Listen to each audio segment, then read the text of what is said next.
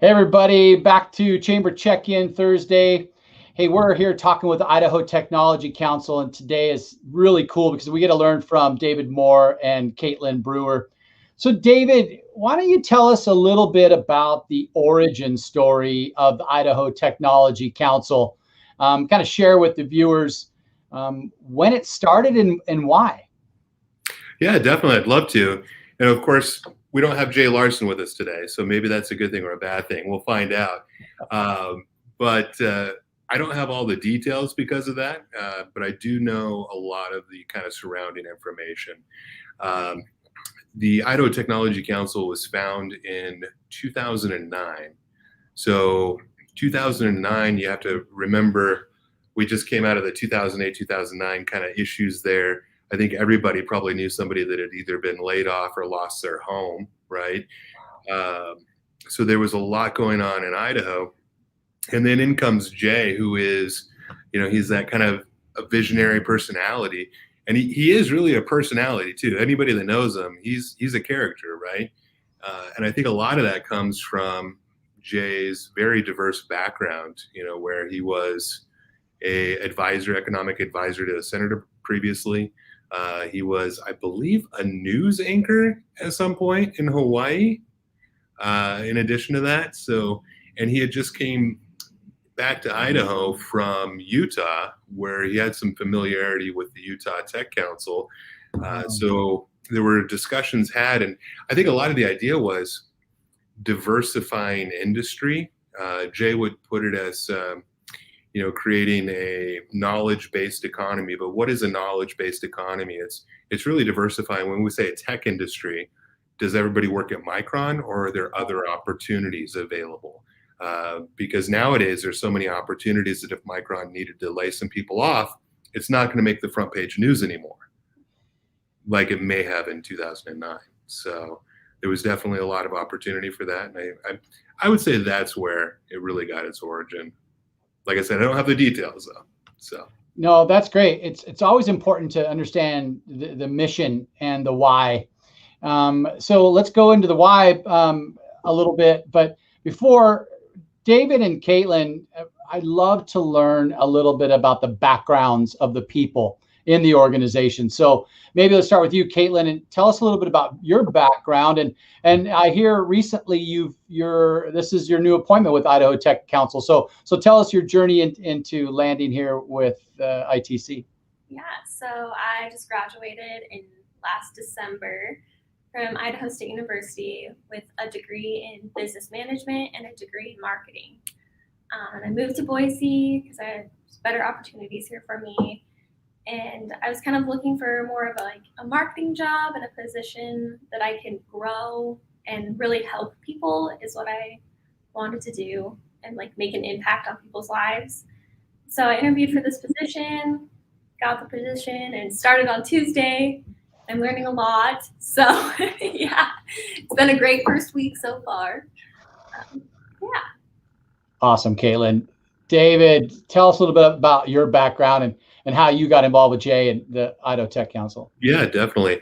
Man, that was already like three and a half years ago now. My background, a lot of professional work. I managed a team that did sales and retention work, worked for DirecTV for a long time. Really partnered a lot with the training department within the business. So, how do you take people that are good at the job and help them with the new people? And then how do you progress their career, things like that. Some competitive reports, and then, things change and wanted a different change of pace. And I heard about this unique opportunity from somebody that actually previously worked here, that it was a friend of mine. She called me up and she said, hey, there's an opening for this crazy idea to create apprenticeships in the technology field. And that's kind of originally where I came in. Really kind of focused on that for about a year. But after that, really got tied in with a lot of the other initiatives within the Tech Council. So. Okay. That's awesome. And congratulations, Caitlin, on your new appointment here with ITC. I think one of the biggest things that everybody's looking at and talking about is staffing and how to attract and retain talent. So thanks for joining the team over there. Tell us, David, about some of the services and programs that you offer? Because Idaho Tech Council is a membership organization, right? Yeah, definitely. So when we're a membership organization, we do have some things that we offer directly to our members. We have some various like discount programs that are partnered through like HP, Office Depot, and such. But really, for us, I think a lot of the members don't join for what they directly get, because we're the technology council. It's more of the vision for Idaho, and it benefits them, our members directly a lot of times, but it also benefits everybody else too. So we work on initiatives to increase, like you were saying, access to talent and our talent pool in the state of Idaho. That's something that everybody is concerned with right now. So yeah, definitely some intangibles in there, but then also we do provide a lot of like workshops, seminars, conferences, Hall of Fame coming up. So okay, so your programs and services that you provide the community, some of them I saw on your website today, and one of them was a program that Jay kind of hosts. It's called Innovation Matters. Tell the listeners a little bit about that. Yeah, definitely. We started that in April, I want to say, of 2020, of course. And it was just, I think it was just like everybody else, right? The coronavirus, everybody's working from home. And we had to figure out how we could, stay engaged with the community, stay engaged with our members when we couldn't have what we would have had previously, which would have been, some sort of live presentation of some sort. So Right. we kind of brainstormed, we transitioned like our Spark series, it was monthly. We decided to just transition that fully to online. And we came up with the idea to have a kind of video podcast of sorts with Jay that we could bring guests on and kind of, check in, see, what they're working on, what's important to them right now, how they've endured. We've had different people from government in on it as well, city mayors, things of that nature. So it's been a great way to really kind of share some of that information, those stories with the general population. I love that. And, it's similar to what these check-ins, these started probably a little bit around the same time as y'all to engage with our community. One of our missions is, member engagement. How do we do that when we can't gather people anymore? So Innovation Matters is a great name for that. And then continuing on, one of the things that I really like that I was looking at your website is these deal flow reports. Very valuable information. Can you expand on what those are? Yeah, so the deal flow report, that's been something that's been going on for, I want to say about 5 or 6 years now. That's in partnership with Alturas. Alturas, formerly Altiris Capital. Yep. So they do a ton of the work on that with us as well. Previously, prior to 2020, was the same thing. It used to be a printed book every year. So if you came in, you got one, and if you didn't, you just didn't get the information. That was it. So that was one of the other things that really benefited, from 2020 and the transformation on that, is that turned into a online system hosted on built in Idaho, actually.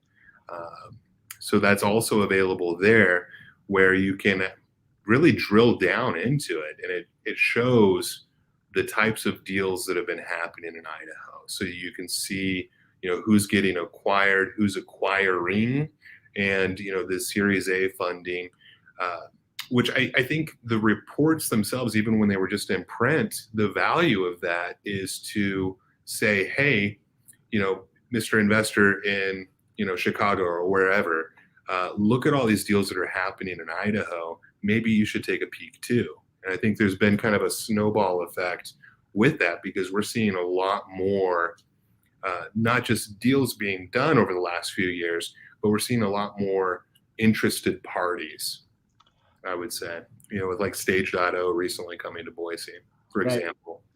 Okay.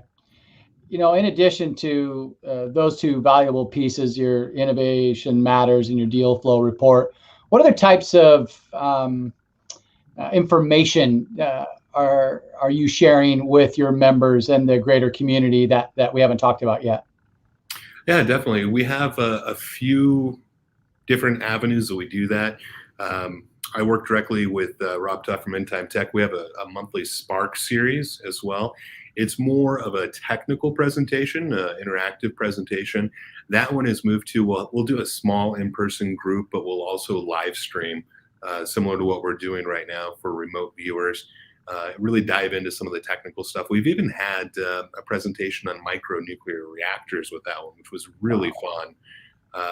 In addition to that, let's see, we have our Tech to Market series, and that's also available on our YouTube channel. That one's been a fun one.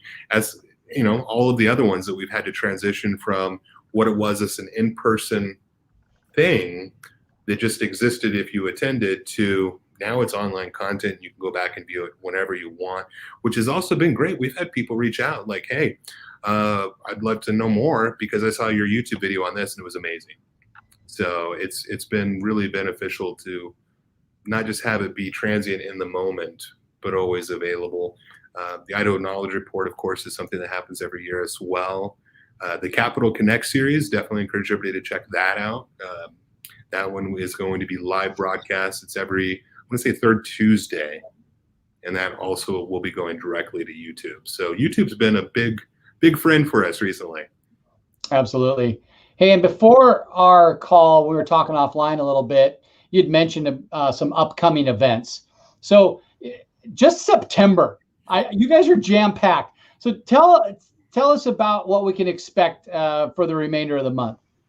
Yeah, definitely. So for September, we have a lot going on. So just in the next couple of weeks, we'll actually be working with DLZP to host and provide Cloud 101 training for governmental employees.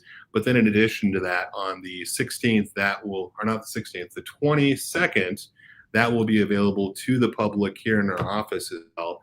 On the 16th of September, we have one on data science with APIs. And on the 24th, we'll be doing another in-person presentation with DLZP on how to program Alexa, the little speakers, to do other things, you know. And it's kind of an amazing thing because you can have it control a lot of stuff if you know how to program it. But really, even with that, in addition to that, too, we have the Capital Connect series coming up. We'll have Andrea Sorensen from Lingo that'll be on that one this month. And I just have to say, I know it's not in September, but October, Hall of Fame, the big gala. We are keeping our fingers crossed. We have the Boise Center Grove. We're hoping to get a couple hundred, 300 maybe. Keep it moderate, and we will have a hybrid option too. Okay. So that will be great, and we're partnering with Crave. So we want to try to be able to provide that same feeling because you know you have the lights, you have the atmosphere, you have the food. Well, maybe you can turn your lights dimmer or something. Get the Crave, watch it on the big screen from home. So don't forget our golf. Oh, and golf. Thank you. Yes, there's a golf tournament we're partnering with Tonaquin on, and that is September 23rd off the top of my head. So that's awesome. Hey, before we leave, I just wanted to say thanks for all that you guys are doing through the Idaho Technology Council to elevate the discussions on tech and industry, and for inviting those to collaborate and elaborate on the things that are very impactful to our community.